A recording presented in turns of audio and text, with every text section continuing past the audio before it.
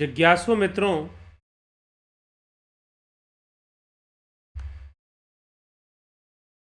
बहुत बहुत अभिनंदन है आप सभी का। प्रत्येक दिवस की भांति आज फिर हम यहाँ पर यह लाइव चर्चा का कार्यक्रम शुरू कर रहे हैं और आज इस लाइव चर्चा का जो विषय है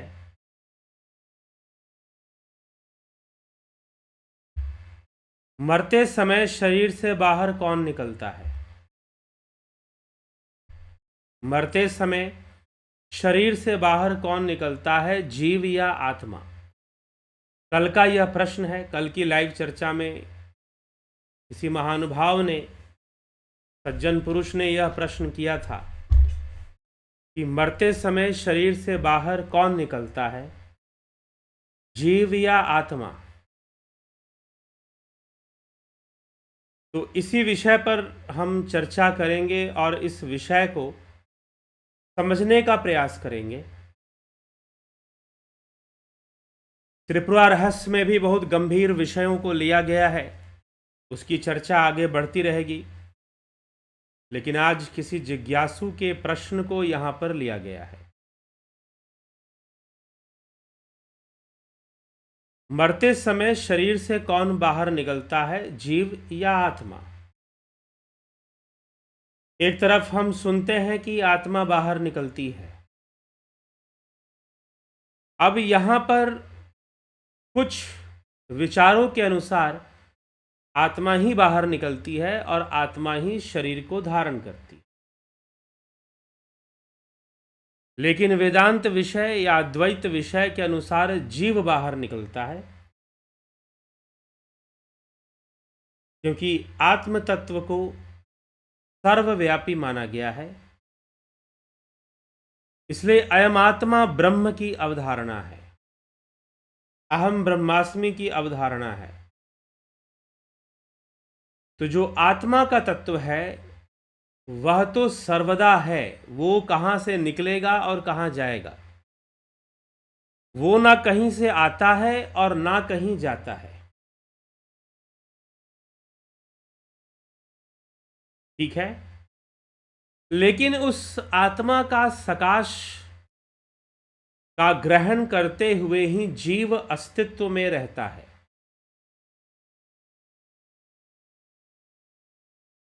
अब जीव क्या है? यह जीव ही तीन अवस्थाओं में गमन करता है: स्थूल शरीर, सूक्ष्म शरीर और कारण शरीर। यह जीव तीन रूप बना के रहता है, थ्री फॉर्म्स हैं इसके। जीव बंधन में रहता है, बंधन में रहने के कारण ही यह कारण शरीर में रहता है, स्थूल शरीर में रहता है, सूक्ष्म शरीर में रहता है। अब जैसे कि मान लीजिए कि हमारा व्यक्तित्व है, हमारी जो पर्सनालिटी है, इसे हम कह सकते हैं कि ये थ्री फोल्ड पर्सनालिटी है। क्या है यह? थ्री फोल्ड पर्सनालिटी है हमारी। थ्री फोल्ड पर्सनालिटी मतलब स्थूल शरीर, फिजिकल बॉडी, सूक्ष्म शरीर, हम इसको सटल बॉडी, एस्ट्रल बॉडी या साइकोलॉजिकल बॉडी भी कह सकते हैं। फिर कारण शरीर, फॉर्मल बॉडी, जो मूल कारण है, शरीर के बनने का मूल कारण।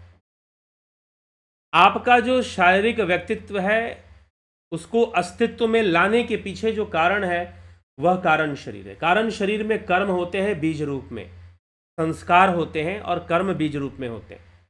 अर्थात कर्म जो है, कर्म की अभिव्यक्ति नहीं हो रही होती है, मैनिफेस्ट नहीं हो रहे होते हैं कर्म, लेकिन बीज रूप में कर्म कारण शरीर में विद्यमान रहते हैं। तो आपकी जो कंप्लीट पर्सनालिटी है वो थ्री फोल्ड पर्सनालिटी है हम सब की: स्थूल शरीर, सूक्ष्म शरीर और कारण शरीर। फिजिकल बॉडी, फिर आपका सटल बॉडी, एस्ट्रल बॉडी या साइकोलॉजिकल बॉडी भी हम उसे कह सकते हैं, और तीसरा है काउजल बॉडी या फिर फॉर्मल बॉडी। फॉर्म जो असली में जो फॉर्म ले रहा है, जो ढांचा, जो आधार दे रहा है पूरे व्यक्तित्व को। तो कारण शरीर आधार देता है पूरे व्यक्तित्व को। तो जीव के पास ये 3 शरीर है। जीव कौन है? जो बंधन में है वो जीव है। इन तीनों शरीरों को धारण करने वाला जीव है, और इन तीनों शरीरों को धारण वो कैसे करता है? कर्म पे आधारित करता है, कर्म और संस्कार पे आधारित।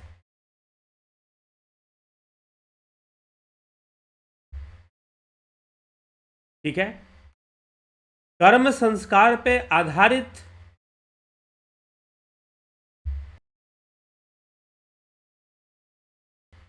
कर्म संस्कार पे आधारित जो है जीव शरीर को धारण करता है, और उसके जो कर्म संस्कार हैं वही कारण शरीर का निर्माण करते हैं, और उसी से फिर सूक्ष्म शरीर विकसित होकर स्थूल शरीर भी धारण कर लेता है।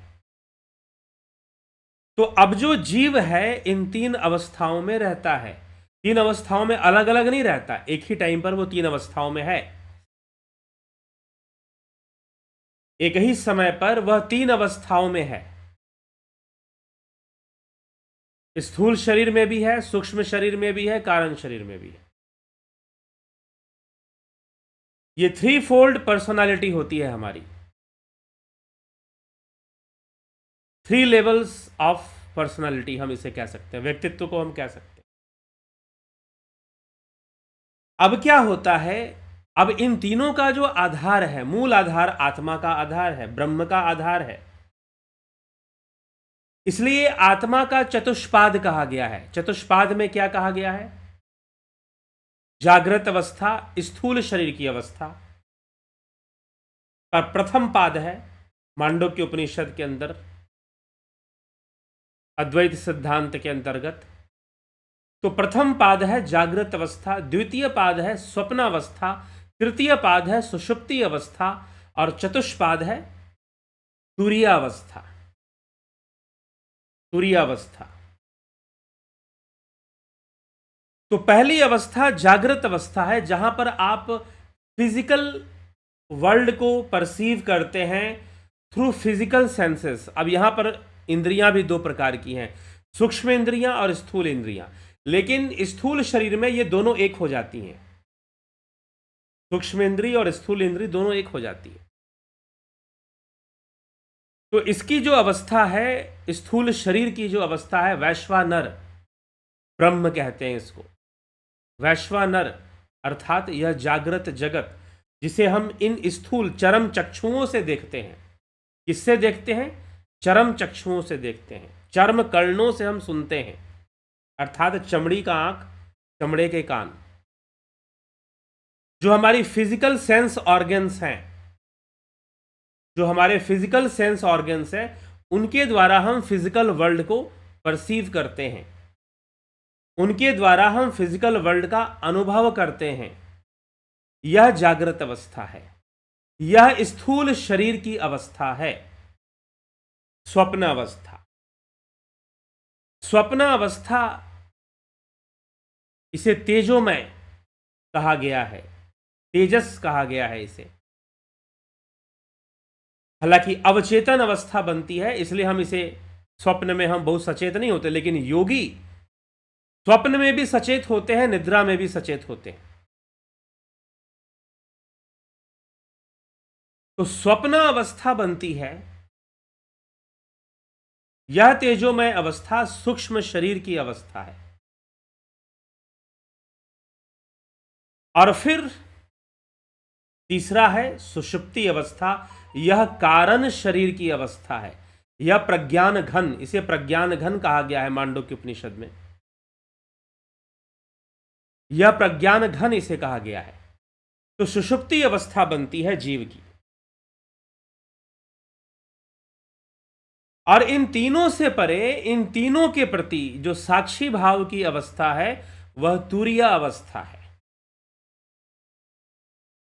योगी उसे ध्यान से प्राप्त करते हैं। ध्यान योग से कोई तुरीय अवस्था को प्राप्त करता है। जिनका ध्यान योग परिपक्व हो जाता है या कहें सिद्ध हो जाता है, वह इन तीनों ही अवस्थाओं में सचेत रहते हैं। सचेत कहने का मतलब इन तीनों ही अवस्थाओं को साक्षी भाव से ग्रहण करते हैं, देखते हैं, अपने आप को इन तीनों अवस्था से अलग देखते हैं। अर्थात शरीर में वो अपने आप को शरीर नहीं समझते, स्थूल शरीर नहीं समझते, वो अपने आप को सूक्ष्म शरीर भी नहीं समझते, वो अपने आप को कारण शरीर भी नहीं समझते। इन तीनों से परे, जागृत स्वप्न सुषुप्ति से परे जो तुरीय अवस्था है, तीनों से परे होने के कारण उसका नाम तुरीय है।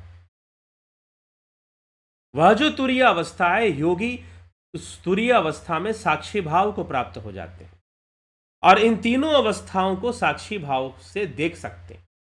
इसलिए सचेत, वो स्वप्न को भी सचेत भाव से ग्रहण करते हैं, निद्रा को भी सचेत भाव से ग्रहण करते हैं। हाँ, यह है कि साधारण मनुष्य ऐसा नहीं करता। जब वो स्थूल शरीर में है तो उसको लगता है कि वह स्थूल शरीर ही है। जब वो स्वप्न देख रहा होता है तो उसको लगता है कि भाई ये स्वप्न ही सत्य है। वास्तव में जब मनुष्य स्वप्न देखता है तो उस समय का सत्य क्या है? स्वप्न ही उस समय का सत्य है। लेकिन जब नींद टूटती है तो आप देखते हो कि अरे ये तो सपना है, मैं तो स्वप्न देख रहा था और स्वप्न में कोई मुझे दौड़ा रहा था, कोई मुझे भगा रहा था, मैं बड़ा परेशान था। और कभी कभी स्वप्न में मैं नाच भी रहा था, कभी कभी स्वप्न में हम कोई पार्टी अटेंड करते हैं, स्वप्न में कभी कुछ लोग करते हैं, कभी कुछ लोग कुछ चीजें करते हैं। तो स्वप्न के अंतर्गत लोग ऐसे बहुत तरह के क्रियाकलाप किया करते हैं। लेकिन जैसे ही वो जागृत अवस्था में आते हैं, नींद टूटने का मतलब क्या है? आप अपने फिजिकल बॉडी के प्रति कॉन्शियस हो जाते हो, बस इतना ही है। आप कहते हो ना, हम नींद खुल गई और हम जाग गए। अरे कहां जाग गए? कहां जाग गए? आप जो फिजिकल सेंस ऑर्गन है, इनके प्रति आप जागृत हो गए और इसको आप जागना कहते हो। इसीलिए गीता में भगवान श्री कृष्ण ने कहा, या निशा सर्वभूतानाम तस्याम जागृति संयमी यस्याम जागृति भूतानि सा निशा पश्यतो मुने। या निशा सर्वभूतानाम, जो सभी भूत प्राणियों के लिए निशा है, रात्रि है। संयमी, जो योगी पुरुष है वो जागते हैं। कैसे जागते हैं? क्या वो सोते नहीं है, निद्रा में नहीं जाते? नहीं, वो नींद में भी जागे रहते हैं। अब ये जो बात है ना, नींद में भी जागे रहना, ये बात जब तक आप ध्यान योग में थोड़ा परिपक्व नहीं हो जाओगे, ध्यान योग का अभ्यास आगे नहीं बढ़ा लोगे, तब तक ये नहीं होने वाला है। तब तक ये नहीं होने वाला है। नींद में जागना ये कभी समझ में नहीं आएगा, या बुद्धि में जाएगी नहीं ये बात, जब तक इसका प्रैक्टिकल ना हो जाए। अब प्रैक्टिकल करने के लिए ध्यान के मार्ग पर, ध्यान योग के मार्ग पर थोड़ा आगे बढ़ना पड़ेगा, तब जाकर होगा। तो नींद में भी एक सचेत, एक साक्षी भाव बन जाएगा, स्वप्न में भी एक साक्षी भाव बन जाएगा। नींद में भी साक्षी भाव बनना, स्वप्न में भी साक्षी भाव बनना, यह होना शुरू हो जाएगा। तो यह तुरीय अवस्था सिद्ध होगी, तब होगा। तुरीय अवस्था से ये घटना घटेगी। तो अब हमें यह विचार करना है कि यह अवस्थाएं किसकी बन रही हैं। तुरीय अवस्था आत्म स्थिति की अवस्था बननी शुरू हो जाती है। ये योगियों की अवस्था होती है, सबकी, सामान्य मनुष्य की नहीं होती। सामान्य मनुष्य बस 3 अवस्थाओं में होता है, जागृत, स्वप्न, सुषुप्ति। जागृत स्थूल शरीर की अवस्था है, स्वप्न सूक्ष्म शरीर की अवस्था है और सुषुप्ति कारण शरीर की अवस्था है। कारण शरीर की अवस्था है। और यह 3 अवस्थाएं ही जीव युक्त अवस्था है, अर्थात यह जीव की अवस्था है, जीव के बंधन की अवस्था है। तुरीय अवस्था जीव की, यह भी जीव अवस्था है, लेकिन यह स्वतंत्र होने की प्रक्रिया है। जीव यहां ज्ञानी हो जाता है और जान जाता है कि मेरा स्वरूप क्या है। मन तो ज्योत स्वरूप है, अपना मूल पहचान। तो मूल क्या है, स्वरूप क्या है? मन तो ज्योत स्वरूप है, अपना मूल, अपने मूल को जानो, अपने स्वरूप को जानो। यही गुरबानी कहती है, यही पतंजलि कहते हैं, यही उपनिषद कहते हैं। तो तुरीय अवस्था में वो अपने मूल से जुड़ जाता है, अपनी आत्मा को स्पर्श कर देता है, उस अवस्था में चला जाता है जो बंधन की अवस्थाओं से मुक्त है। जागृत अवस्था स्थूल शरीर की अवस्था, physical body, state of physical body. यह जो जागृत अवस्था है यह भी सत्य नहीं है, वह सूक्ष्म भी नहीं और सुषुप्ति भी नहीं। इसमें बंधन है, इसमें जीव बोध है। लेकिन तुरिया से आत्मबोध शुरू हो जाएगा और जो तुरियातीत को प्राप्त कर लेता है बस वो निकल जाता है सारे बंधनों को तोड़कर। शिव सूत्र में इसकी बहुत अच्छी व्याख्या मिलती है। इस चैनल पर शिव सूत्र का प्लेलिस्ट भी है, आप उसे जाकर सुन सकते हैं। तुरिया और तुरियातीत अवस्था के बारे में शिव सूत्र की में अच्छी व्याख्या मिली है। तो तुरिया अवस्था से आत्म स्थिति को योगी प्राप्त करता है और वह साक्षी भाव लाना शुरू कर देता है। लेकिन इन तीन अवस्थाओं में एक साधारण जीव रहता है, चाहे वो पशु की योनि में हो, पशु शरीर में हो, चाहे वो मनुष्य के शरीर में हो, वह तीन अवस्थाओं में रहता है, जागृत, स्वप्न, सुषुप्ति। स्थूल शरीर, सूक्ष्म शरीर और कारण शरीर। और हम आत्मा को भी ले लें कि हमारे व्यक्तित्व में आत्मा का भी हिस्सा तो है ही, तो 4 फोल्ड हमारी पर्सनालिटी है, जिसमें कि जो रियल फॉर्म है हमारा, जो रियल सेल्फ है, वो आत्मा है। इसीलिए अद्वैत सिद्धांत के अनुसार your real self is real God. वैसे तो गॉड का कोई कॉन्सेप्ट सनातन धर्म में है नहीं, लेकिन फिर भी अगर आप गॉड को मानना चाहते हैं तो अकॉर्डिंग टू सनातन धर्म, अकॉर्डिंग टू शंकराचार्य, आदि शंकराचार्य के अनुसार अगर हम कहें, अद्वैत मत के अनुसार अगर हम माने, तो your real self is real God. आपकी जो शुद्ध आत्मा है, जो जागृत, स्वप्न और सुषुप्ति, इन तीनों अवस्थाओं से परे है, वह जो है वही सुप्रीम है, वही सुप्रीम है, उसी की अभिव्यक्ति है संपूर्ण संसार में, संपूर्ण जगत में। तो वो स्थिर तत्व है, वो ना कहीं से आता है और ना कहीं जाता है। अब देखिए, अगर मैं ये कहूं कि जब हम मरते हैं, जब कोई मरता है तो जीव बाहर निकलता है, या कुछ भी बाहर नहीं निकलता, जो जहां है वैसे रहता। अब होता क्या है, मैं आपको एक्सप्लेन करता हूं। जब हमारी मृत्यु होती है, जब मृत्यु होती है तो अद्वैत मांडुक्य कारिका इसको जो एक्सप्लेन करता है कैसे, कि एक अवस्था खंडित होती है, वो नश्वर अवस्था है। और वो कौन सी अवस्था खंडित होगी? जागृत अवस्था खंडित हो जाएगी। जागृत अवस्था मतलब जो सेंसरी वर्ल्ड है, जो हमारे फिजिकल सेंस ऑर्गन की जो दुनिया है, उसका वो खत्म होगा, बस इतना ही होने वाला। डेथ जब होगी, जब हम मरते हैं, तो बस इतना होता है। हमारी जो जागृत अवस्था है, जागृत अवस्था क्या है? वैश्वानर, चतुष्पाद का प्रथम पाद। जागृत अवस्था क्या है? जागृत मतलब ये नहीं कि हम स्पिरिचुअली अवेकन हो गए, no, it is not spiritually awaken. जागृत अवस्था इज सेंसुअली या फिर सेंसरी अवेकनेस है। वो सेंसरी, आपकी जो इंद्रियां हैं, आपकी जो फिजिकल सेंसेस हैं, आपकी जो चर्म इंद्रियां हैं, चर्म नेत्र हैं आपके, चर्म चक्षु हैं आपके, चमड़े की आंख, जिसके लिए भगवान श्री कृष्ण ने अर्जुन से कहा, ना तो माम शक्य शे द्रष्टुम मननेव स्वचक्षुषा, तू अपने इन चरम चक्षुओं से मुझे नहीं देख सकता। श्री कृष्ण ने अर्जुन से यह बात कही श्रीमद् भगवद गीता में। तो वो चरम चक्षु और जो हमारी चर्म इंद्रियों की जो दुनिया है, जिससे हम इस संसार को देख रहे हैं, सुन रहे हैं, एक्सपीरियंस कर रहे हैं, हमारे जो 5 इंद्रियां हैं, त्वचा है, हम इससे हार्डनेस, सॉफ्टनेस, इन सब चीज़ों को एक्सपीरियंस करते हैं।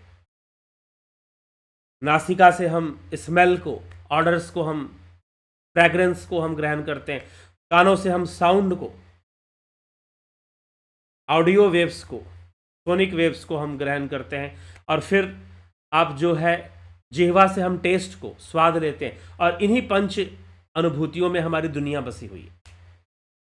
हमारे सारे इमोशंस और जो थॉट्स हैं इन्हीं के इन्फ्लुएंस में काम करते हैं। इन्हीं के इन्फ्लुएंस में जो हमें ये आंखें दिखाना चाहती है हम वो देखते हैं, क्योंकि आंखों की जितनी क्षमता है उतना ही हम देखते हैं और उसी को हम सत्य मान लेते हैं। तो जिसे जागृत कहा जा रहा है एक्चुअली में वो सेंसरी एक्सपीरियंस है, सेंसरी वर्ल्ड है वो। तो जो सेंसरी वर्ल्ड है, जो फिजिकल सेंसरी वर्ल्ड है, जो जागृत अवस्था है, वो खत्म हो जाती है जब मृत्यु हो जाती है। बस इतना ही होता है। जागृत अवस्था नहीं रहेगी लेकिन सूक्ष्म अवस्था रहेगी, अर्थात जो स्वप्नावस्था और सुषुप्ति अवस्था ये बनी रहेगी। सूक्ष्म शरीर नष्ट नहीं होगा और कारण शरीर नष्ट नहीं होगा, बस जागृत अवस्था नष्ट हो गया। जब मृत्यु होगी, जब कोई मरता है, उसकी जागृत अवस्था, फिजिकल वर्ल्ड, फिजिकल बॉडी और फिजिकल सेंसेस के थ्रू जो वो संसार को परसीव कर रहा था और इसमें जो व्यवहार कर रहा था वो बंद हो जाएगा। That's all. सूक्ष्म शरीर बना रहेगा, कारण शरीर बना रहेगा। तो भैया कौन कहां छोड़कर गया? जो था वहीं पड़ा हुआ है।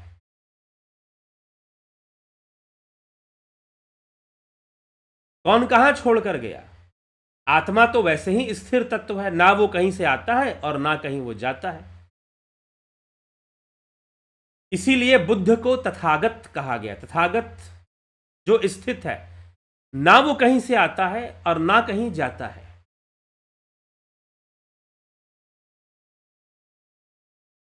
वो परम तत्व ना कहीं से आता है, वही हमारा स्वरूप है जिसे हम खो नहीं सकते। हम सब कुछ खो सकते हैं लेकिन अपने स्वरूप को नहीं खो सकते। हम आत्मा को नहीं खो सकते। इम्पॉसिबल कि हम उसे खो पाए। तो जब मृत्यु होती है तो आपकी जो जागृत अवस्था है, बस उसका व्यवहार रुक जाता है। वो एक तरह से डिस्ट्रॉय होता है। डिस्ट्रॉय होता है या हम कहें कि जो फिजिकल बिहेवियर है वो वहां पर रुक जाता है, फिजिकल लेन देन है वो रुक जाता है। बस जागृत अवस्था रुक गई। बाकी जीव अपनी सूक्ष्म अवस्था में बना रहेगा। उसकी जो कारण शरीर है, क्योंकि उसे कर्म संस्कार अभी है ना, जब तक उसके कर्म संस्कार है तब तक कारण शरीर तो खत्म नहीं होने वाला। तो उसकी सूक्ष्म अवस्था और कारण अवस्था, ये दोनों अवस्थाएं बनी रहेंगी। तो अब मुझे एक प्रश्न का उत्तर दीजिए कि कौन चला गया? कोई कहीं कुछ नहीं गया, जो है वहीं पर पड़ा हुआ है। बस जो शारीरिक व्यवहार था, जागृत अवस्था में जो स्थूल देह से जो व्यवहार हो रहा था वो रुक गया है। बस यही घटना मृत्यु के समय घटती है और बाकी कुछ भी नहीं होता। लोग कहते हैं अब क्या किया जाए? मैंने भी कहा है कि हाँ, सूक्ष्म शरीर इस शरीर से बाहर निकलता है। अरे बाहर निकलकर कहां जाएगा? वो कहीं नहीं जाता, सूक्ष्म सूक्ष्म में बरतने लग जाता है। That's all. उसकी जो मैनिफेस्टेशन हो रही थी स्थूल शरीर में, वो मैनिफेस्ट हो रहा था ना, अपने आप को स्थूल देह में जो अभिव्यक्त कर रहा था वो अभिव्यक्ति बंद हो जाएगी। जैसे कि मान लीजिए कोई एक्टर है। अब एक्टर जो है उसका नाम है सुरेश। अब वो जो है किसी फिल्म के अंदर राजा का रोल कर रहा है, उसका नाम है उसमें राजा नार सिंह या राजा विक्रम सिंह उसका नाम है, मान लीजिए। फिल्म खत्म हो गई, बस वो विक्रम सिंह अब नहीं है, लेकिन जो एक्टर था वो अपनी जगह पर वैसे का वैसे ही बना हुआ है। वो थोड़ी ना खत्म हो गया। फिल्म खत्म हो गई, उसका रोल खत्म हो गया। तो कौन कहां छोड़ के चला गया? अब सत्य पूछिए। अब एक है कि आप किसी बात को कैसे समझ रहे हैं। हम नहीं, इसीलिए कल एक बात कही गई, हो सकता है कुछ लोगों को बुरा लगा हो कि मोटी बुद्धि वाले भगवान या गॉड को मानते हैं। तो जिस तरह से लोग गॉड के लिए शब्द प्रयोग करते हैं, उसके मर्जी के बिना कोई पत्ता नहीं हिलता, वो जो है जैसे कुम्हार ने घड़ा बना दिया वैसे भगवान ने ये दुनिया बना दी। तो त्रिपुरा रहस्य ये कहता है कि ये जो विचारधारा है मोटी बुद्धि वाले लोग, इन्होंने बारीकी से सोचा नहीं अभी तक। वो परमात्मा जो काल के परे है, उसके लिए आप ऐसी बातें नहीं कर सकते कि कुम्हार की जैसे घड़ा बनाता है वैसे दुनिया बना दी, चित्रकार जैसे चित्र बनाता है वैसे उसने दुनिया बना दी। जी नहीं, ये मोटी बुद्धि वाले लोग ऐसा सोचते हैं, ऐसा वर्णन वहां त्रिपुरा रहस्य में मिलता है। जिनकी बुद्धि स्थूल है, स्थूल बुद्धि मतलब स्थूल लेवल पर जो वो चीजें देख रहे हैं कि भाई कोई चीज कैसे बनती है, तो कोई बनाता है। जैसे कोई इंजीनियर होता है वो मशीन बना देता है, जैसे कोई कुम्हार होता है घड़ा बर्तन मिट्टी के बर्तन बना देता है, जैसे कोई ठठेरा होता है लोहे के बर्तन का निर्माण करता है, लोहार। जैसे कोई चित्रकार होता है वो चित्र बना देता है, वैसे ही तो परमात्मा ने बना दिया होगा। तो एक हम अपने स्थूल बुद्धि से हमने ये सोच लिया, तो इसीलिए इसे कहा गया मोटी बुद्धि वालों की ये सोच है। उन्होंने गहराई से चिंतन नहीं किया है, इसलिए ऐसा वो कह देते हैं कि परमात्मा ने दुनिया ऐसे बना दी, परमात्मा ने दुनिया वैसे बना दी। वो इस तरह की बातें कह दिया करते हैं। उसी तरह से यह भी मोटी बुद्धि वालों की बात है कि ये शरीर छोड़ के बाहर निकल जाएगा, वो शरीर छोड़ के बाहर निकल जाएगा, आत्मा निकलेगी बाहर, कि जीवात्मा निकलेगी बाहर। वास्तव में क्या बाहर निकल जाएगा? बस जागृत अवस्था खत्म हो जाएगी और जीव जो है अपने सूक्ष्म शरीर में स्थित रहेगा। जब मृत्यु होगी तो जो जागृत व्यवहार है, जो बाहरी व्यवहार है, जो स्थूल शरीर से जो व्यवहार हो रहा है, बस वो व्यवहार रुक जाएगा। बस इतना ही होने वाला है। बाकी कोई कहीं चला जाएगा, कहीं आ जाएगा। अब हां, सूक्ष्म शरीर है तो सूक्ष्म शरीर में सूक्ष्म लोक में वो व्यवहार करेगा, सूक्ष्म शरीर में सूक्ष्म लोक में व्यवहार करेगा। और सूक्ष्म लोक का जो सिद्धांत है वो अलग है, वो बिल्कुल वैसे ही अलग है जैसे क्लासिकल फिजिक्स और क्वांटम फिजिक्स अलग अलग दो चीजें हैं। क्वांटम फिजिक्स के जो रूल्स हैं वो अलग हैं। क्वांटम फिजिक्स के जो फेनोमेनन है, जो फेनोमेना है, वो अलग ही चलता है। और जो क्लासिकल फिजिक्स है वहां पर सिद्धांत अलग ढंग से काम करते हैं। वैसे ही सूक्ष्म शरीर, उसको मैंने साइकोलॉजिकल बॉडी भी कहा। जी हां, वहां फ्रीक्वेंसी काम करती है, मन की फ्रीक्वेंसी, बुद्धि विचारों की फ्रीक्वेंसी किस ढंग से है, कौन से विचार हावी हैं। तो सूक्ष्म जगत में ही वह जीव अपने अस्तित्व को बना के रखेगा। बस उसका स्थूल व्यवहार खत्म हो गया, बस इतना ही होता है। जब किसी की मृत्यु होती है तो बस इतनी ही घटना घटती है कि स्थूल देह से जो वो व्यवहार कर रहा है वो सीज हो जाएगा, वो बंद हो जाएगा, वो रुक जाएगा।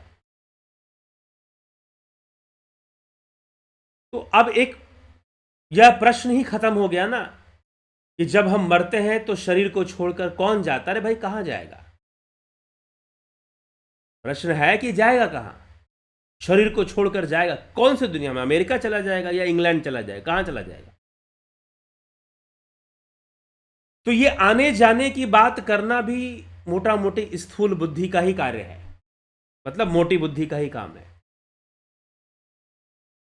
वह जो जीव है अपनी सूक्ष्म अवस्था में बरतना शुरू कर देगा, वहां पर वो अपनी स्थिति को बनाए रखेगा। स्थूल देह में जो उसकी स्थिति थी वो खत्म हो जाएगी,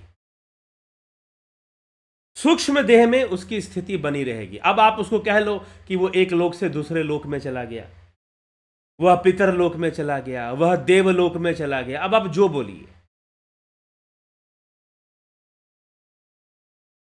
वास्तव में यह भी स्थूल बुद्धि ही हमें बता रही है कि भाई ये वहां वहां चला गया। वास्तव में कहीं नहीं गया,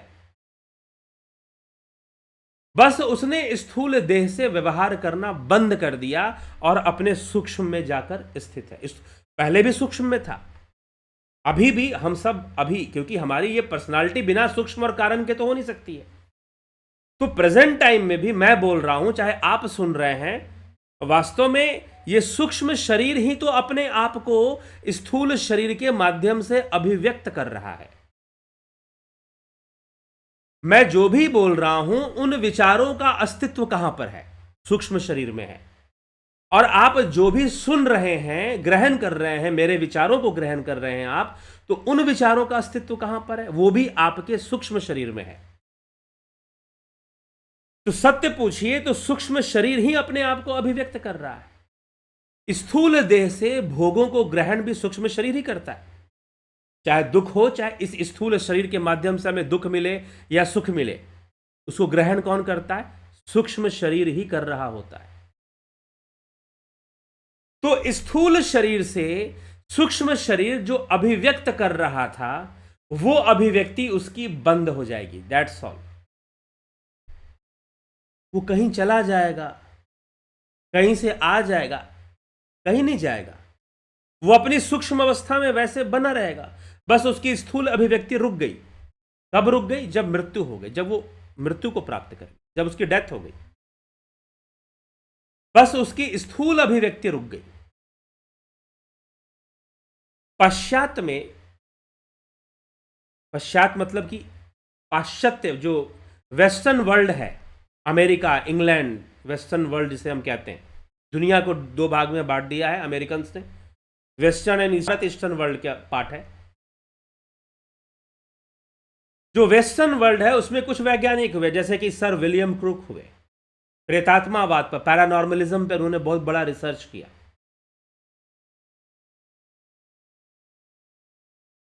पैरानॉर्मलिज्म पे उन्होंने बहुत बड़ा रिसर्च किया, पैरानॉर्मल थिंग्स के ऊपर। ईएमएफ रीडर उन्होंने डेवलप किया, electromagnetic field reader, EMF reader. और साथ ही साथ और भी कई कार्य उन्होंने किए। तो उन्होंने इसी बात को प्रमाणित करने का कोशिश किया। इसी तरह से एक फादर ऑफ अमेरिकन साइकोलॉजी के बारे में कहते हैं कि उसने 3 टाइप्स ऑफ आई को बताया है। मैं मतलब आई जो है, हमारी जो पर्सनालिटी है, वो 3 टाइप्स ऑफ आई होती है। जब डेथ होती है तो 2 टाइप्स ऑफ आई नहीं रहते, और एक जो आई है वो आफ्टर डेथ भी एग्जिस्ट करेगा। तो आपका जो अहम भाव है, 3 प्रकार का अहम बताया, उनमें से एक अहम जो है वो मृत्यु के बाद या शरीर नष्ट होने पर भी एग्जिस्ट करेगा। तो कुछ मनोवैज्ञानिकों ने और कुछ वैज्ञानिकों ने भी कुछ इस तरह की बातें कि इसलिए अब कौन कहां चला जाता है, जीव कहां चला जाएगा? इस शरीर को छोड़कर जीव चला जाएगा। शरीर को छोड़ता नहीं है वो, बस होता इतना है कि शरीर के माध्यम से जो वो अपने आप को अभिव्यक्त कर रहा था, अपने आप को प्रेजेंट कर रहा था, मैनिफेस्ट कर रहा था, वो काम बंद हो जाएगा। वो करना वो बंद कर देगा। That's all.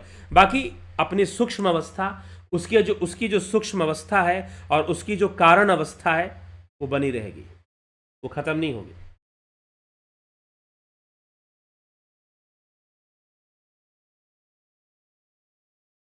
उसकी जो सूक्ष्म अवस्था है और उसकी जो कारण अवस्था है, वो सर्वदा बनी रहेगी, वो खत्म नहीं होगी। तो अब इस दृष्टिकोण से अगर आप समझोगे तो यहां पर कौन छोड़ के चला गया? क्या जीव छोड़ के चला गया? नहीं, कहां गया? वो तो वहीं का वहीं है। बस उसने अपने आप को स्थूल देह के माध्यम से अपने आप को अभिव्यक्त करना बंद कर दिया है, अपने आप को प्रेजेंट करना बंद कर दिया है, बिहेव करना उसने बंद कर दिया है। सूक्ष्म की अवस्था में वो वैसे का वैसे ही बना रहेगा और सूक्ष्म लोक में व्यवहार करता रहेगा, गमन करता रहेगा। हाँ, बस इतना ध्यान रखिए कि सूक्ष्म लोक के जो नियम हैं वो अलग ढंग से काम करते हैं। क्या वहां काल का अस्तित्व है? जी हाँ, वहां काल का अस्तित्व है, लेकिन काल की गति बहुत स्लो है। जैसे यहां पर हमारी उम्र बहुत तेजी से बढ़ती है, वहां नहीं बढ़ती। फिर वहां काल की गति बहुत स्लो होती। इसीलिए कई बार मैं बोल चुका हूं कि आप स्वप्न देख रहे हो, 2 मिनट का आप स्वप्न देखोगे, बाह्य जगत में वो घटना बस 2 मिनट की होगी, लेकिन स्वप्न जगत में 2 घंटे बीत जाते हैं उसी चीज को देखने में।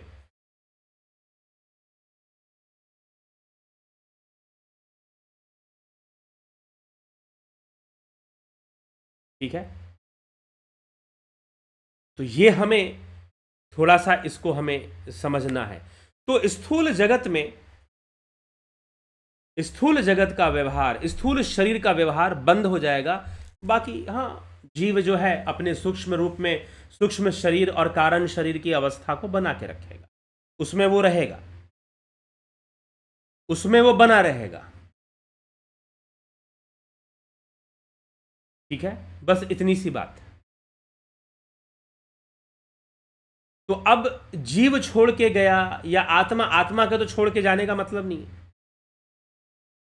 आत्मा तो स्थित तत्व है, स्थिर तत्व है, उसका तो हिलने डुलने का कोई मतलब नहीं है। क्योंकि देखो, इसी को कहा, इसीलिए त्रिपुरा रहस्य में ये बड़ी बात, ये जो त्रिपुरा रहस्य में लिखा गया, स्थूल बुद्धया, स्थूल बुद्धि से हम सोचते हैं, अर्थात स्थूल जगत में जिस तरह से घटनाएं घटती हैं उसी तरह से हम सोचते हैं। ठीक वही बात अगर साइंटिफिकली अगर आप पकड़ना चाहते हैं तो ये पकड़िए कि जिस तरह से आप क्लासिकल फिजिक्स के बारे में सोचते हैं तो आप क्वांटम फिजिक्स के बारे में वैसे नहीं सोच सकते। वहां पे अलग लॉ काम करना शुरू कर देता, वहां अलग सिद्धांत काम करना शुरू कर देता। वैसे ही इसीलिए त्रिपुरा रहस्य में भगवान दत्तात्रेय ने कहा कि लोग स्थूल बुद्धि से सोच रहे होते हैं। इसीलिए वो कहते हैं कि जैसे कुम्हार ने घड़ा बना दिया वैसे परमात्मा ने दुनिया बना दिया होगा, जैसे चित्रकार ने चित्र बना दिया वैसे ही परमात्मा ने दुनिया बना दी होगी। लेकिन ऐसा नहीं है। ये तो आप फिजिकल, आपकी जो ब्रेन है और आप जो सेंसरी ऑर्गन से दुनिया में देख रहे हैं उसके आधार पर आपने ये डिराइव कर लिया। लेकिन जो सूक्ष्म जगत है वो, उसमें कहानी कुछ और चलती है, उसमें चीजें अलग ढंग से काम कर रही होती हैं और ज्यादा शक्तिशाली ढंग से काम कर रही है। Quantum physics is a very powerful thing. आज हम मोबाइल फोन यूज कर रहे हैं, इंटरनेट यूज कर रहे हैं, कहां से आ रहा है? क्वांटम फिजिक्स ने दिया ये सब। आर्टिफिशियल इंटेलिजेंस की ओर हम बढ़ रहे हैं, ये किसने दिया है? क्लासिकल फिजिक्स ने नहीं दिया, क्वांटम फिजिक्स ने दिया है ये सब। अब मैं ये नहीं कह रहा हूं कि क्वांटम फिजिक्स के जो रूल है वही सूक्ष्म जगत में अप्लाई हो जाएंगे, लेकिन सूक्ष्म जगत के जो सिद्धांत हैं वो अलग ढंग से ही फिर काम करते हैं। हाँ, अगर हम ध्यान योग अच्छे से करेंगे तो हम कई बातों को बहुत अच्छे तरीके से हम समझ पाएंगे। जैसे क्वांटम फिजिक्स में फ्रीक्वेंसी का बहुत ज्यादा इंपॉर्टेंस होता है। फ्रीक्वेंसी मतलब बारंबारता। वैसे ही सूक्ष्म जगत में, हमारे मन में, इसीलिए हम किसी चीज को अगर हम अपने सबकॉन्शियस माइंड में डालना चाहते हैं तो हम उसको रिपीटेडली याद करते हैं, बाय हार्ट करते हैं। हमको रटवाया जाता है, क ख ग घ A B C D. School में क्यों रटवाया जाता है? क्योंकि ये जो भी है हमारे सबकॉन्शियस माइंड का पार्ट बन जाए और हमें हमेशा याद रहे। उसकी फ्रीक्वेंसी को बढ़ाई जाती है तो वहां पर कुछ अलग ढंग से चीजें काम करनी शुरू कर देती हैं। तो सूक्ष्म जगत, जो जीव जो है अपनी सूक्ष्म अवस्था में बना रहेगा, सूक्ष्म लोक में वो अपना विचरण करता रहेगा। तो वास्तव में उसने कुछ छोड़ दिया, उसने कुछ छोड़ा उड़ा नहीं है, जीव ने कुछ छोड़ा नहीं है। बस जीव जो है पहले वो कारण सूक्ष्म और स्थूल में था, अब वो स्थूल में नहीं है, सूक्ष्म और कारण में है। जब वो शरीर धारण कर लेगा तो दोबारा स्थूल में आ जाएगा, लेकिन सूक्ष्म और कारण में तो वो बना ही रहेगा ना। सूक्ष्म और कारण में तो वो बना ही रहेगा, उसकी वो अवस्था कभी भी खत्म नहीं होगी, मृत्यु के बाद भी खत्म नहीं होगी।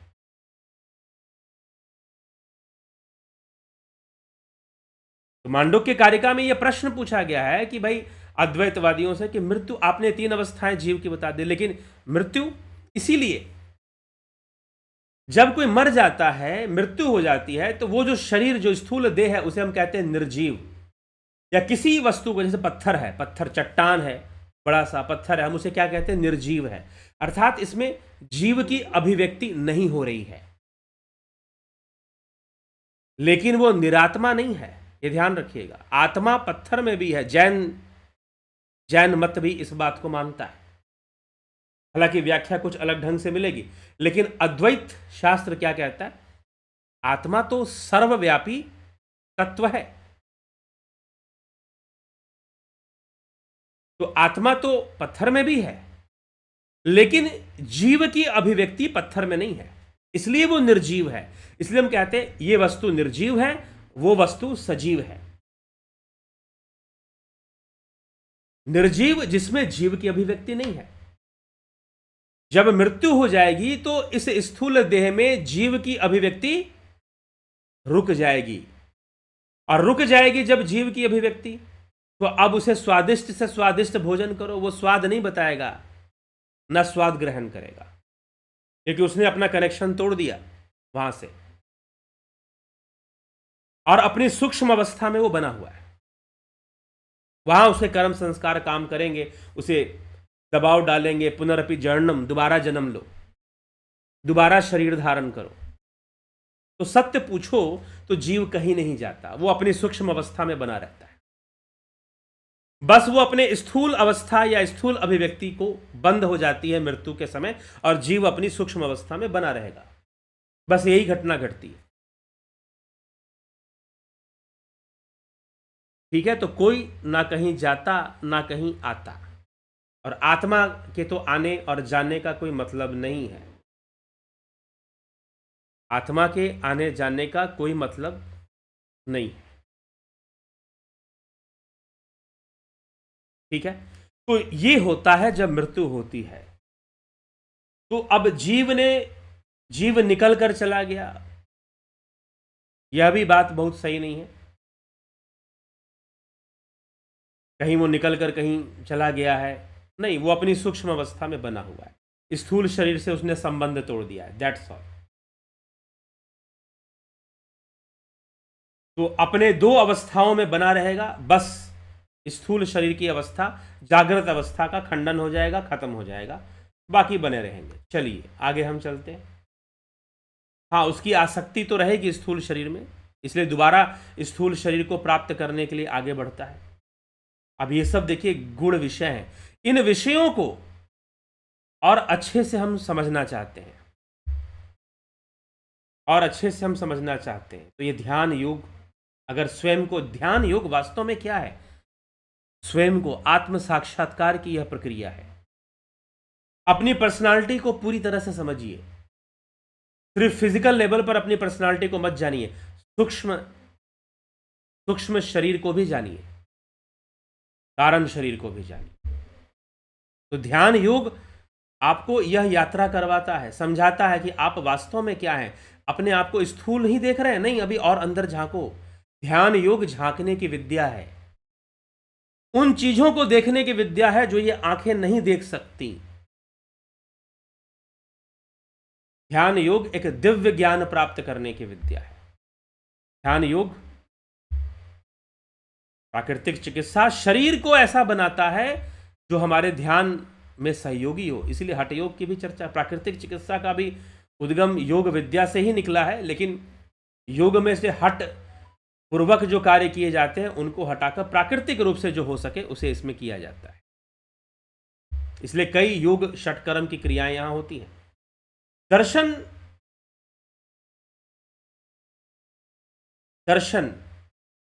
का कोर्स, फिलॉसफी, कॉन्सेप्ट हमारा क्लियर करता है, तो जरूर हमें इसे ज्वाइन करना चाहिए।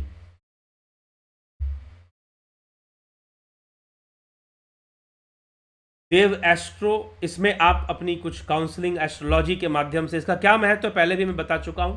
अग्निमय बुद्ध या ग्रंथ आप मंगाना चाहें मंगा के पढ़ सकते हैं, किसी दिन मैं इसके ऊपर वीडियो लाऊंगा, बताऊंगा। तो हमें यह समझना है और समझकर हमें चलना है। तो इस प्रकार से अगर हम बहुत अच्छे से इसकी अंडरस्टैंडिंग को अगर डेवलप करना चाहते हैं तो आप ध्यान योग करिए, ध्यान योग का कोर्स जरूर करिए, बाकी कोर्सेज का भी लाभ उठाइए। ध्यान योग का कोर्स आप जरूर करिए अगर आप इन सभी विषयों को प्रैक्टिकली समझना चाहते हैं। सूक्ष्म शरीर, स्थूल शरीर, कारण शरीर, फिर एक ट्रस्ट, एक विश्वास पैदा हो जाएगा, क्योंकि अनुभव हो जाएगा। अनुभव हो जाएगा तो एक दृढ़ विश्वास अपने आप पैदा हो जाएगा कि हाँ भाई ये तो सही बात है। तो 20 नवंबर से हम ये कोर्स शुरू कर रहे हैं ध्यान योग का। 20 नवंबर से इस नंबर पर आप संपर्क कर कर इसकी डिटेल ले लेंगे। यह पेड कोर्स है जी, अर्थात इसकी शुल्क है, इसकी दक्षिणा आपने देनी पड़ती है, क्योंकि यह उन लोगों के लिए नहीं है बस जो ऊपर ऊपर से कुछ सीख लेना चाहते हैं। अरे कुछ लोग आते हैं मेरे पास, कहते हैं यार अरे ऐसे 5 मिनट ध्यान में बैठना सिखा दीजिए ना। तो ये 5 मिनट वालों के लिए कोर्स नहीं होता है। ये कोर्स जो गंभीर हो चुके हैं, अपने आत्मा की यात्रा करने के लिए गंभीर हैं, स्वयं की यात्रा, आत्म साक्षात्कार, स्व अनुभूति, स्वरूप उपलब्धि की यात्रा करने का निश्चय जिन्होंने कर लिया है, जिनको बस 5 मिनट बैठने की कुछ विधि चाहिए, बस 5 मिनट थोड़ा शांति से बैठ जाए, ऐसा कुछ चाहिए तो भैया पूरा यूट्यूब में बहुत कुछ पड़ा हुआ है, सीख लो, कहीं से भी ले लो। 1-2 वीडियो मैंने भी डाले हुए हैं, ध्यान में कैसे बैठना चाहिए, कैसे करना चाहिए, उसको भी देख सकते हो। लेकिन जिनको गंभीरता से कुछ जानना है, स्वयं को जानना है, स्वयं का साक्षात्कार करना है, रियलाइजेशन जिनको करना है, उनके लिए ये कोर्स है, ध्यान योग का कोर्स।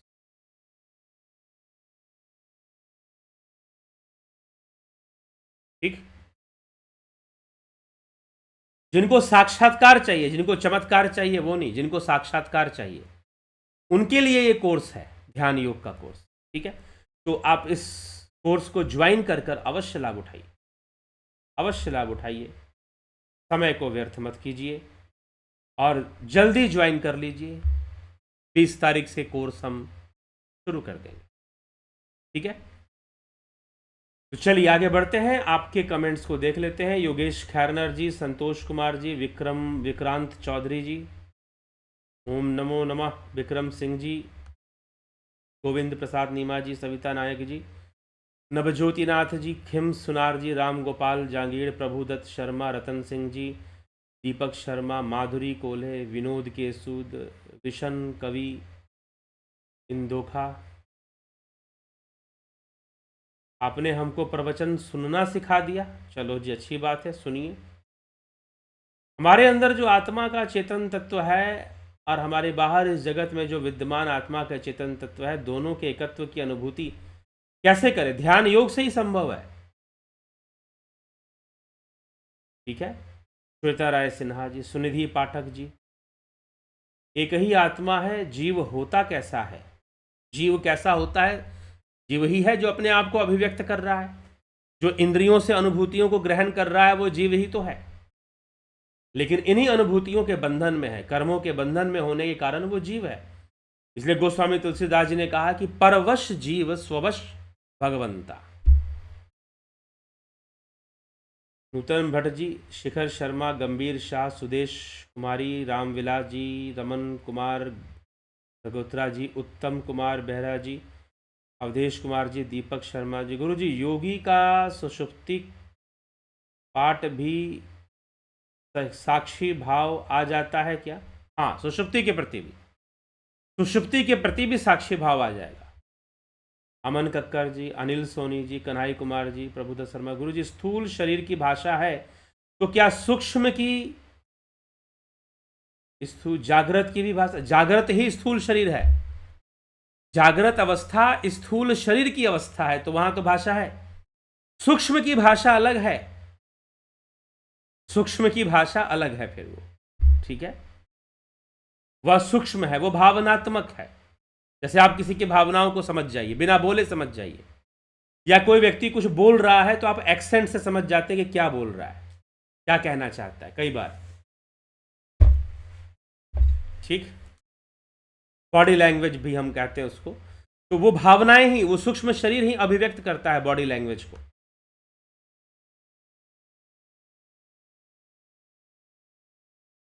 किशोर वैद्य जी, सूक्ष्म शरीर देखता, सुनता, महसूस करता है, सब करता है, लेकिन सूक्ष्म लोक में करता है, सूक्ष्म लोक में करता है। ठीक है, राजू पाल जी, वास्तव में सूक्ष्म शरीर ही सब करता है। जो आप कह रहे हो ना कि देखता सुनता, सूक्ष्म शरीर ही, अभी भी इन आंखों से भी जो वास्तव में जो देखने वाला है वो सूक्ष्म शरीर ही देख रहा है, और अंत में उस सूक्ष्म के माध्यम से, उस सूक्ष्म में दृष्टा भाव रखते हुए आत्मा सूक्ष्म में दृष्टा भाव, इसलिए चित्त में आत्मा दृष्टा भाव रखता है, चित्त दृष्टा भी हो जाता है, दृश्य भी हो जाता है, आत्मा के लिए दृश्य हो गया।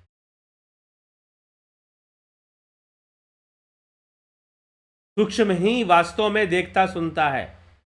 अगर सूक्ष्म का संबंध स्थूल से टूट जाए तो स्थूल शरीर निर्जीव हो जाता है, और ये क्या ये देखेगा सुनेगा? नहीं देखेगा सुनेगा। वास्तव में इस स्थूल शरीर के माध्यम से ही सूक्ष्म ही देख सुन रहा है। ओम तत्सत राम। फिर दूसरा शरीर कैसे? वह सूक्ष्म और कारण में बने रहने वाला जो जीव है वही फिर स्थूल देह ग्रहण करेगा। पिछले जन्म की बातें क्यों भूल जाता है, इसके ऊपर मैंने वीडियो बना रखा है, पहले ही बना रखा है,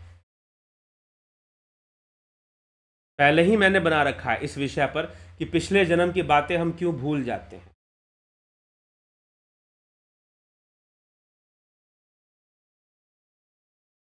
सर, जीव दिखने में कैसा होता है? जीव दिखने में, अगर वो इन स्थूल चक्षु से दिखाई दे तब तो आप कहोगे देखने में कैसा होता है, क्योंकि सतरंगी दुनिया आप देखते हो, इन आंखों की सीमा है, वो हर चीज को देख नहीं सकता। ये चरम चक्षु, इसलिए तो भगवान कृष्ण ने अर्जुन से कह दिया कि ना तो माम शक्य शे द्रष्टु मनने व स्व चक्षुषा, अपने इन चरम चक्षुओं से तो मुझे देख ही नहीं सकता। कृष्ण ने अर्जुन से यही बात तो कही। अब आप कहोगे जीव देखने में कैसे? अरे जीव की 3 अवस्थाएं हैं, स्थूल, सूक्ष्म और कारण। ये जीव की ही तो, जीव ही बना हुआ है इन अवस्था में। तो आप समझ जाओ कि जीव कैसा है फिर देखने में। ठीक है, चलिए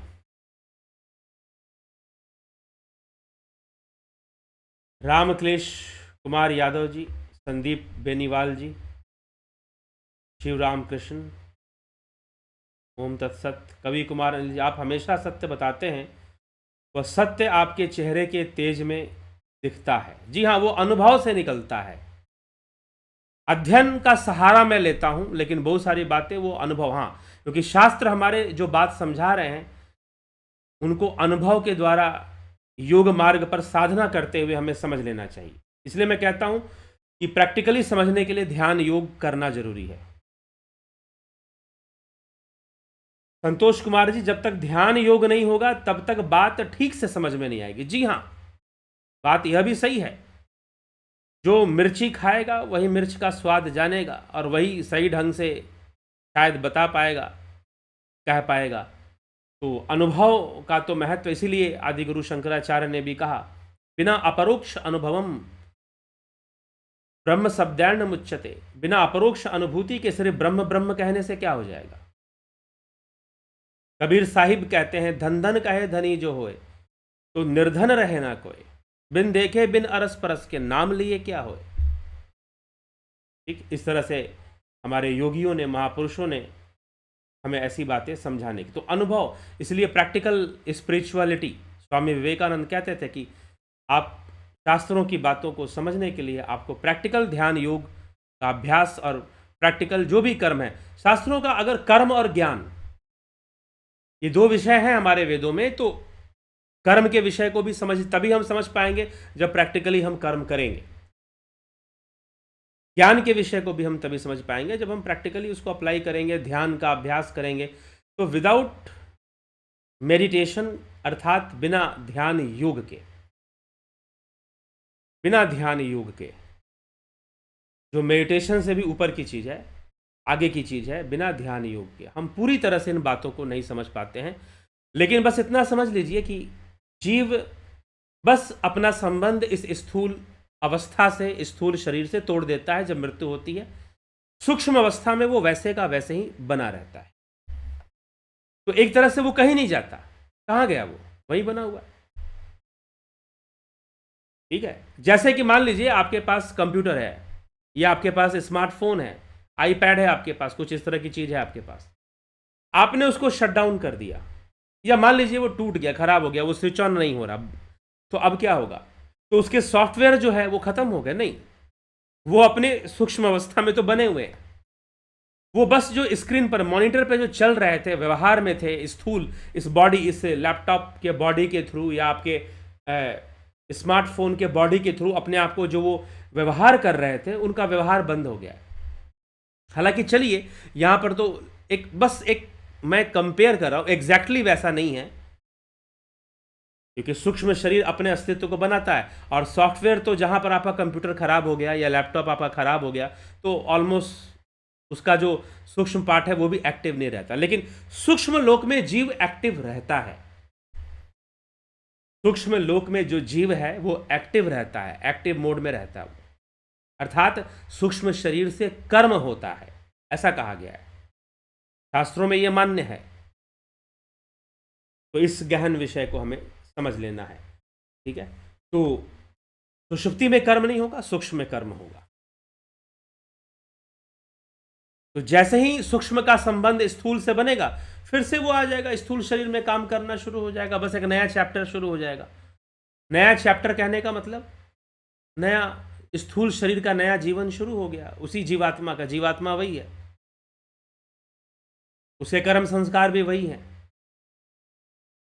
नई कहानी शुरू हो गई, नए माँ बाप होंगे, बड़े हो जाएगा, फिर विवाह करके नई पत्नी मिल जाएगी, फिर नए बच्चे हो जाएंगे। पुनरपि जननम पुनरपि मरणम पुनरपि जननी जठरे शयनम, चलता रहेगा, चलता रहेगा ये। फिर से वो सूक्ष्म शरीर जो है इस तरह से अपना धारण कर लेगा स्थूल को, ठीक है।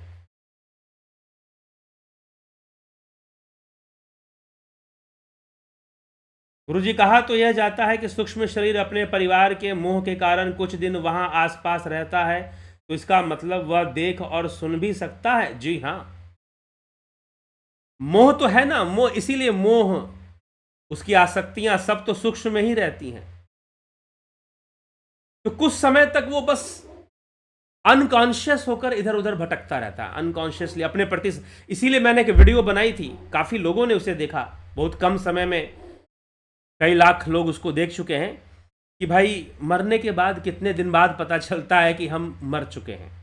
तो जब वो सचेत होता है कि भाई वेयर एम आई, मैं कहाँ हूं, पहले तो समझ में नहीं आता कि हुआ क्या है, भटक रहा है। जैसे कि हम स्वप्न में भटकते हैं ना इधर उधर, वैसी ही अवस्था बन जाती है मृत्यु के बाद। लेकिन पहले समझ में नहीं आता, बाद में धीरे धीरे उसको समझ में, अगर वो पहले से वेल प्रिपेयर्ड है, वेल प्रिपेयर्ड मतलब योग साधना में लगा हुआ है, या फिर अध्यात्म विद्या को जानने वाला है, तो वो जल्दी ही कॉन्शियस हो जाता है कि यस, मैंने अपना स्थूल शरीर छोड़ दिया है। इस बात को वो जान जाता है, ठीक है। नहीं तो वो नहीं, बहुत लंबे समय तक नहीं जान पाता और भटकता रहता है। तो मोह के कारण, परिवारजनों से मोह के कारण थोड़ा भटकाव होगा, लेकिन जितना जल्दी उसका यह भटकाव खत्म होगा, उतनी आगे की यात्रा उसके लिए आसान हो जाएगी। और भटकाव खत्म होगा तो उसे मनुष्य जीवन ही मिलेगा, नहीं तो फिर कई बार वो अपनी गलत इच्छाओं के कारण, गलत मोह के कारण गलत योनियों में पड़ जाता है। उसी के आधार पर कहा गया, भक्त त्रिलोचन की वाणी है कि अंतकाल जो लक्ष्मी सुमरे, ऐसी चिंता में जो मरे, सरप योनि बलि बलि उतरे। ठीक ना। अंतकाल जो मंदर सुमरे, ऐसी चिंता में जो मरे, प्रेत योनि बलि बलि उतरे। अंतकाल जो पुत्र सुमरे, ऐसी चिंता में जो मरे, सूकर योनि बलि बलि उतरे। मतलब यह एक अनुमान है, यह एक इन्फरेंस है। यह ऐसा नहीं कि एग्जैक्टली वो इसका दावा करते हैं कि भाई जो ज्यादा धन में मोह रखेगा सर्प की योनि में, जो ज्यादा मकान जायदाद जमीन प्रॉपर्टी में मोह रखेगा प्रेत की योनि में जाएगा। बाकी कंप्लीट कंक्लूजन क्या है, रिजल्टेंट क्या है, उसके कर्मों का और उसके संस्कारों का, उसके अनुसार वो आगे की यात्रा करेगा। जो भगवान श्री कृष्ण कहते हैं, यम यम वापि स्मरण भावम त्यस्तंते कलेवरम तम तमे वैति कौन्तेय सदा तद्भाव भावित। जो जो जैसी जैसी भावना अंत समय में रखेगा, उस भाव के अनुकूल वो अपनी आगे की यात्रा करेगा। तो भटकना ये होता है मोह के कारण, बिल्कुल। चलिए, नरेंद्र माकोड़े जी, बहुत अभिनंदन है। कुछ प्रश्न लोगों ने किए हैं, उन पर हम आगे भी चर्चा करेंगे।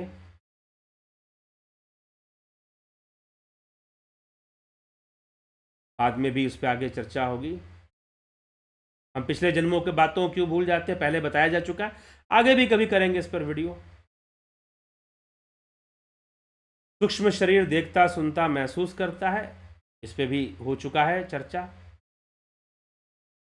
स्थूल की भाषा और सूक्ष्म शरीर की भाषा क्या है, अभी इस पर हम वीडियो जरूर लाएंगे। अच्छा प्रश्न लगा मुझे, प्रभुदत्त शर्मा जी ने किया है। स्थूल शरीर की भाषा है तो क्या सूक्ष्म की भी भाषा होती है? कभी हम आगे इस पर हम चर्चा करेंगे, सूक्ष्म शरीर की कौन सी भाषा है। किस लैंग्वेज में वहां कम्युनिकेशन चलता है। चलिए ठीक है, विराम देते हैं इसी के साथ। कल फिर मिलते हैं 9 PM लाइव चर्चा में। बहुत बहुत आभार आप सभी का। ओम तत्सत।